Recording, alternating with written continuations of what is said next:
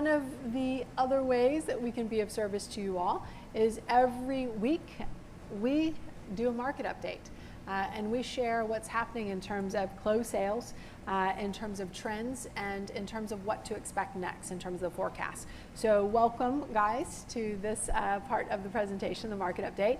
The first part of the market update I'm going to talk about is the roll-up of all of the sales here in Texas.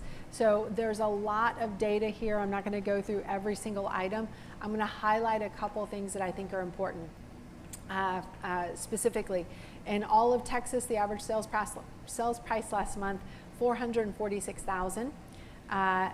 Closed sales last month were down almost 2%, but still that's not terrible. But it takes more than one data point to make a line, but we may see some more data points like this. Active listings are starting to increase, so that means months of inventory is starting to increase. However, based on the amount of sales that we've had so far this year, I think Texas will still end the year probably up in sales somewhere between 1% to 3%. Okay, last year we were up 6.1%. I'm forecasting that our average price on average in Texas is going to be up about 20%. We are adding more inventory, but it's still nowhere near the amount of inventory for the buyers that we have here. For the Houston market, sales price $440,700, up 14% versus where we were last year. Closed sales, Houston's kind of pulling up the curve. So closed sales in Houston were down, but they were only down 0.9%. So when all of the rest of the United States is suffering because the price per gallon of gas is $5, Houston is doing the happy dance, okay? Because all their oil executives are making a little bit more money, right? And they're in business, and this is a capitalist country, so they're all doing what they're doing. So it's funny when Houston's down, most of the other parts of the state and the country are up, but when Houston is up, it's usually from an oil and gas issue, right? So that's one of the reasons why in Houston you even see pending sales up. They're up 4% year over year, and we are adding more listings in Houston throughout the other markets as well. Active listings up 15%. The forecast for Houston for the rest of 2022, sales should be up about 5% and average price up in the 15 to 20% range.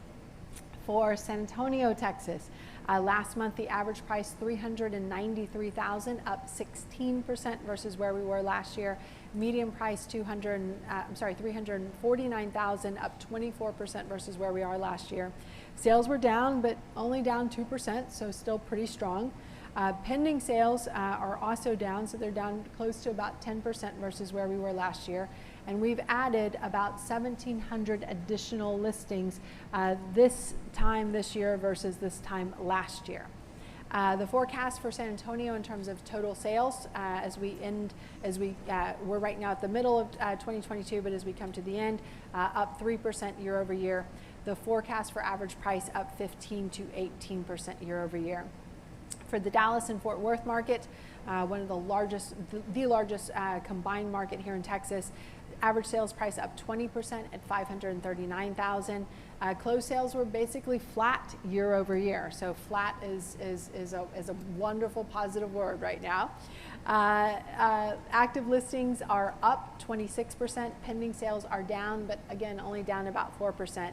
The forecast for 2022 is that Dallas is going to be flat. Last year, Dallas, in terms of total sales, was actually down about 1%, but no one feels sorry for Dallas because they sold over 100,000 units last year.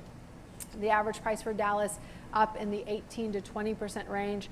Just last week alone, I think two companies, or in the last month, I think two companies said that they were relocating to the Dallas area. And going to be adding a lot more jobs. So what does that tell you about that market? It's going to continue to grow. Austin, sales price in Austin, $683,000, up 17% versus where we were last year.